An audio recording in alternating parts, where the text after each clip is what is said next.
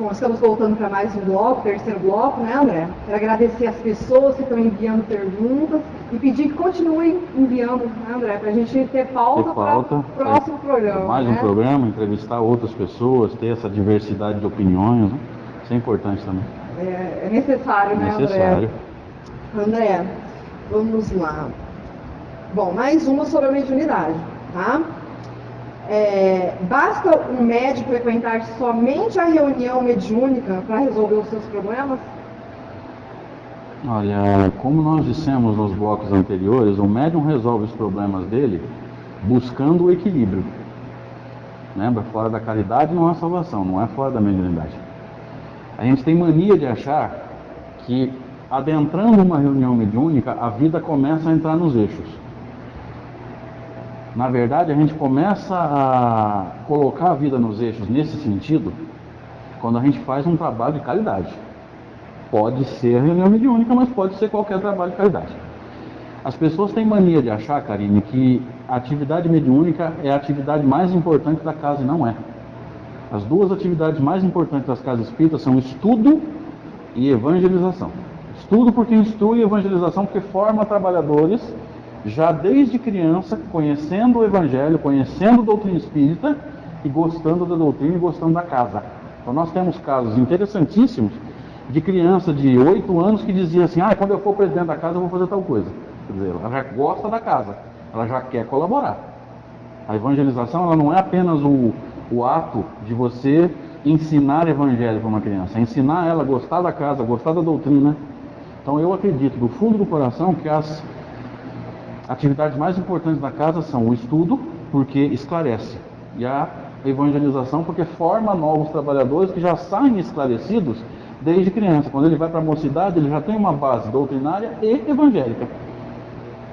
Então veja que a atividade mediúnica, ela é mais uma atividade, mais uma forma de se ajudar.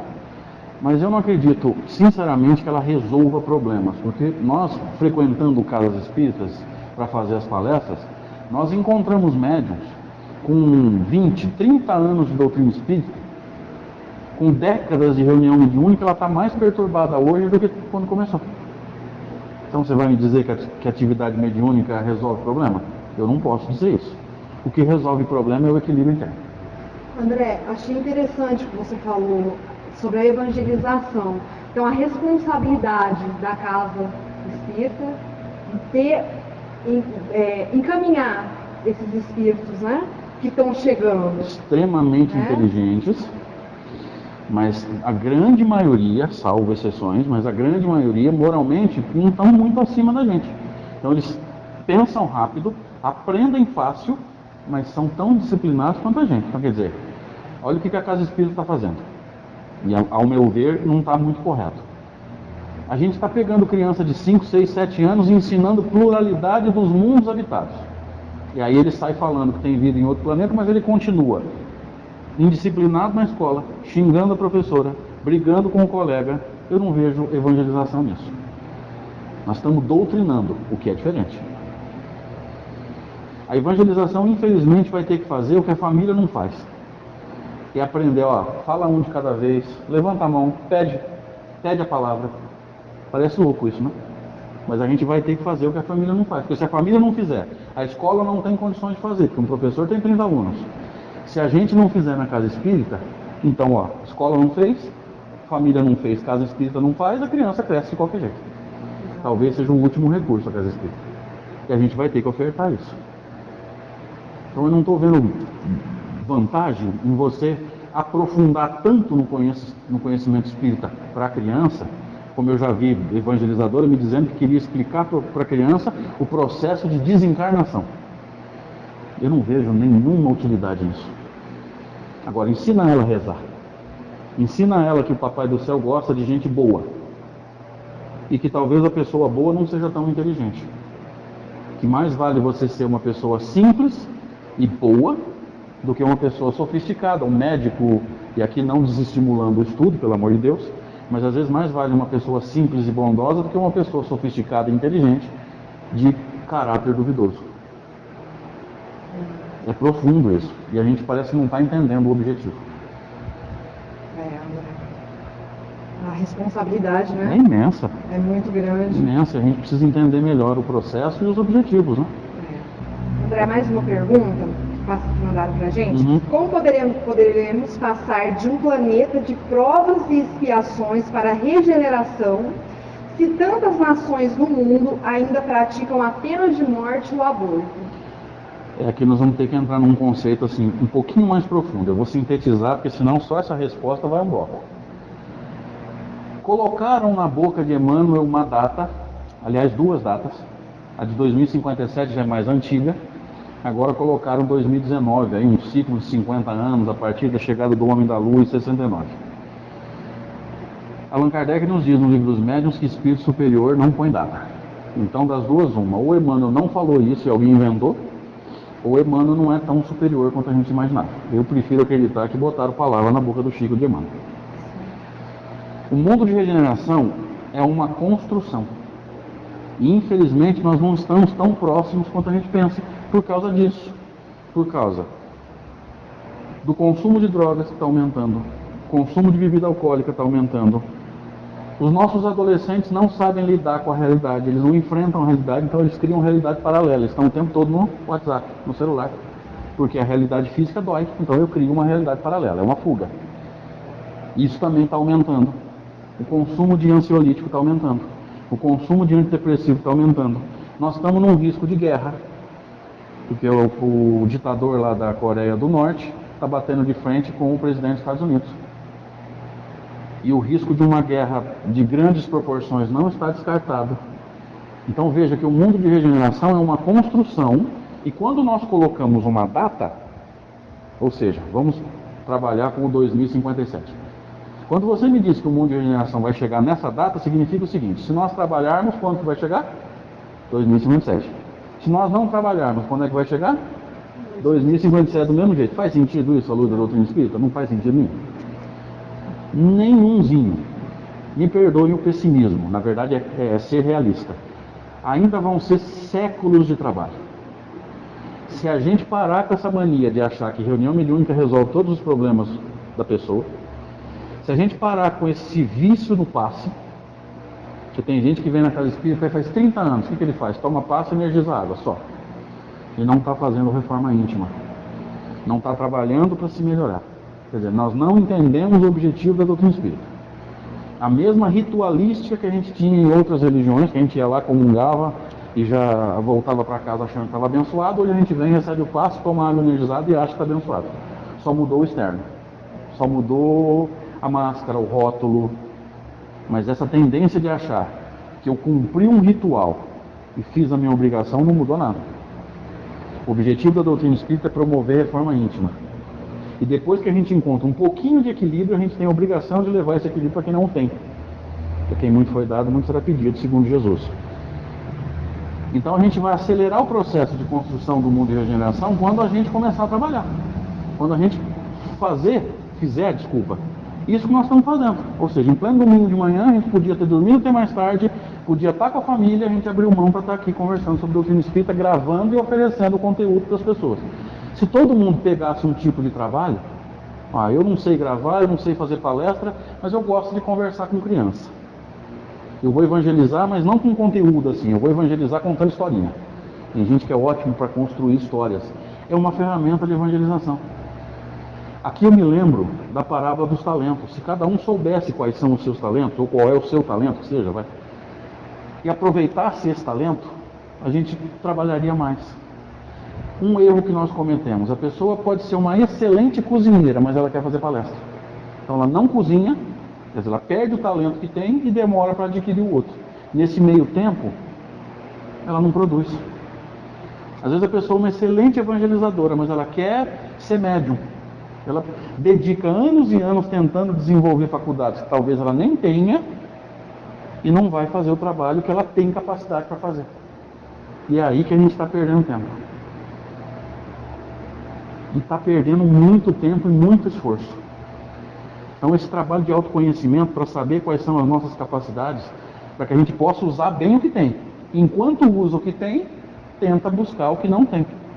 Gradativamente, de repente você chega a uma conclusão que você não tem que buscar nada, você vai passar a encarnação toda trabalhando só nisso, ótimo. É o que você tem, é o que Jesus espera de você. Só. Usa bem o que você tem. O resto vem, como Jesus diz, né? Buscar primeiramente o reino de Deus e a sua justiça, o resto vai ser dado por acréscimo. Por quê? Porque você buscou o básico. Quem consegue o básico, acaba encontrando o restante. Parece que o pensamento do Cristo nesse sentido, parece que é mais ou menos isso. André, volta, a sua resposta volta no que você deu no bloco anterior. A necessidade, então, das pessoas que estão à frente da casa espírita de ajudar a direcionar esses trabalhadores. Direcionar, reunir, né? Olha, o que você está com vontade de fazer? A gente precisa aproveitar melhor os jovens, chegar a reunir os jovens, o que vocês estão com vontade de fazer? Não vai dar para fazer do jeito que eles querem, mas dá para aproveitar ideias e vontades e adaptar ao que a doutrina espírita. Então você entra num meio termo, ele quis fazer isso, a gente fez isso, mas adaptado ao que a doutrina espírita sugere, porque senão vira, desculpem o termo de novo, senão vira a casa da mãe Joana. Caridade não significa deixar a pessoa chegar aqui e fazer o que ela quer, do jeito que ela quer, na hora que ela quer. Caridade inclui disciplina. Mas a gente precisa aproveitar melhor o jovem. São pouquíssimas as casas que aproveitam bem o jovem. Se a gente, ao final da evangelização, se a gente perde o jovem, a gente perde essa transição de trabalhadores. E eu acredito que dá muito trabalho para uma casa que não tem evangelização, não tem juventude, catar uma pessoa que não tem compromisso com doutrina, não tem compromisso com a casa, trazer para cá e fazer ela gostar da casa dá muito mais trabalho. Sim. Quer dizer, é quase um milagre. E é aí que a gente está batendo cabeça. Então, as pessoas que estão à frente têm que fazer gestão, trazer a gestão de pessoas para dentro da casa. Isso, aplicado à doutrina espírita. Mas a essência da gestão de pessoas precisa ser aproveitada. Quer dizer, é um conhecimento que já está pronto, a gente não precisa reinventar a roda. Sim. Vai lá, pega, aplica a doutrina espírita e faz gestão de pessoas, sem problema. O que Allan Kardec diz no Livro dos Médiuns? Olha como é que a coisa encaixa. Que uma reunião é um ser coletivo, somatória das características dos membros. Isso é gestão de pessoas, aplicado ao conhecimento espírita. Então tem material para a gente discutir e estudar. André, mais uma pergunta. Vamos lá. Outra sobre a mediunidade, sobre os médiums. O médium pode fumar, beber moderadamente? Na verdade, a gente sabe que a gente deveria evitar isso sempre, médium ou não médium. Sim. Agora, pensa bem, uma pessoa que tem qualquer vício, nós nos apegamos ao tabagismo e à bebida, mas pode extrapolar para qualquer vício. Se ela tem essa dependência para manter um equilíbrio emocional, eu tenho cá minhas dúvidas se ela tem uma mente equilibrada para participar de uma reunião mediúnica. Eu não estou dizendo que a gente tem, você é fumante, está fora, não é isso. Mas a pessoa precisaria fazer esse movimento de não depender de nada para ter equilíbrio emocional. Uma vez me perguntaram o seguinte: a pessoa que toma antidepressivo pode participar de uma reunião mediúnica? Eu falei, olha, o problema não é o remédio, o problema é o equilíbrio emocional. Se o remédio ajuda ela a se equilibrar, e ela estando equilibrada, ela pode participar. Agora, quando essa dependência já vem do vício, a gente precisa repensar. Se você estabelecer uma regra, o fumante teria que ficar 3 horas sem fumar para participar da reunião. Então, das 5, a reunião começa às 8. 3 horas sem fumar, a pessoa vai conseguir se concentrar? Muito provavelmente não. Então eu vou extrapolar isso. Ninguém deveria fumar. Ninguém deveria fazer uso de álcool. Para o médium é mais complicado ainda, porque ele precisa de equilíbrio para poder captar o que vem de fora. O princípio aí é o seguinte: você só capta bem o que vem de fora se o teu interior estiver em silêncio. Senão mistura os dois barulhos. Por isso que esse é o animismo. Inclusive nós vamos citar aqui no seminário que a gente vai fazer lá no centro de vocês, no Missionários da Luz, em março. Nós vamos trabalhar esse conceito. E eu espero que a gente consiga passar alguma coisa. Você só capta com perfeição o que vem de fora se o teu interior estiver em silêncio. Agora eu perguntaria: o nosso interior está em silêncio? Se a gente é tão viciado em música, televisão, WhatsApp, às vezes você está ouvindo música, olhando o jogo na televisão e mexendo no WhatsApp. Você está fazendo 3 coisas ao mesmo tempo. Será que a gente tem capacidade de concentração? Não tem.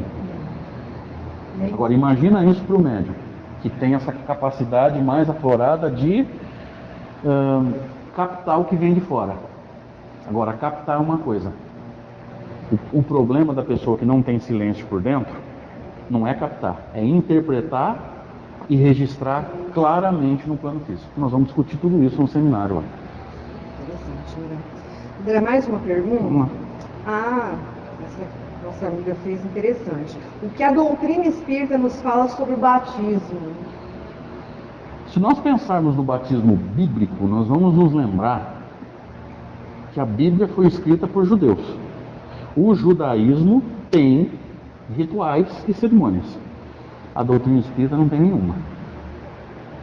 Vai demorar muito para a gente se desprender de algumas cerimônias e de alguns rituais. Batismo, casamento, cerimônia de casamento, não é o morar junto e tal.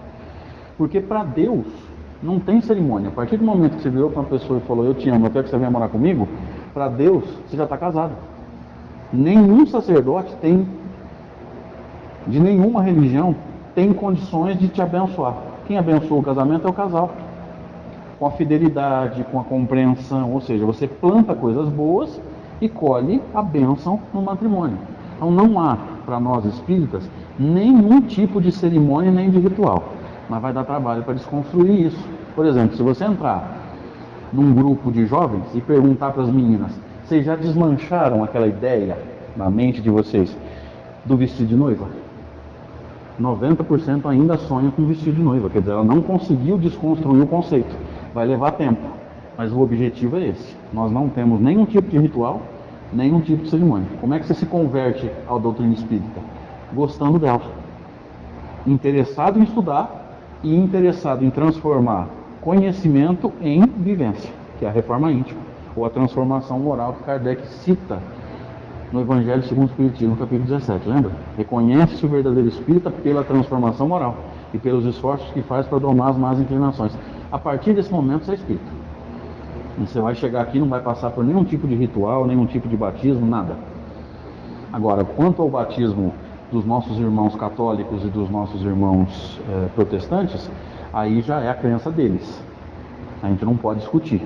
A gente não concorda, mas respeita. Sempre com respeito. Provavelmente pautado na Bíblia, mais ou menos assim. A Bíblia para eles é o livro sagrado. Se a Bíblia diz que faz, nós vamos fazer. Só que eles não pensaram que aquilo ali é judaísmo. O judaísmo tem. O cristianismo não precisaria ter. Mas a gente respeita. Tá? Nós estamos analisando de um ponto de vista histórico, inclusive. Não precisaria, mas eles acham necessário, a gente respeita, embora não concorde. Então, o principal ritual do espírito deveria ser a inclinação à reforma íntima, né? Lembra de Jesus assinando como espírito de verdade, dizendo, amai-vos e instruí-vos? Sim. O espírita busca amor e instrução. A partir do momento que você começar a buscar amor e instrução à luz das obras de Allan Kardec, você se tornou espírita, sem batismo, sem ritual, sem nada. Então, André, vamos terminar mais um bloco, tá? O próximo bloco a gente volta com mais perguntas. A gente já retorna.